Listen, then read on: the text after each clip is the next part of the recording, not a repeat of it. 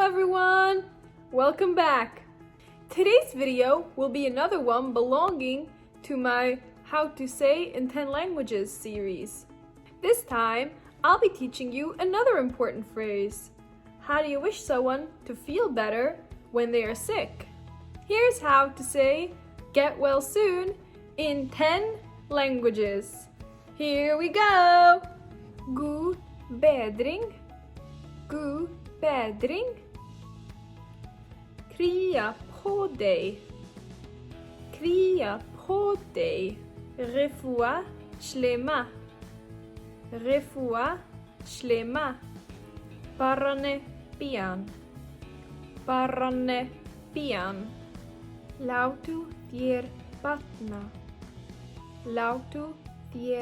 batna. Unfortunately, I don't have anything new to bring to you in Yiddish.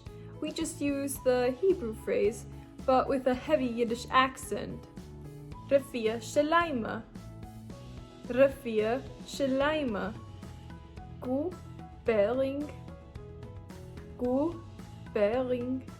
Gute, Besserung.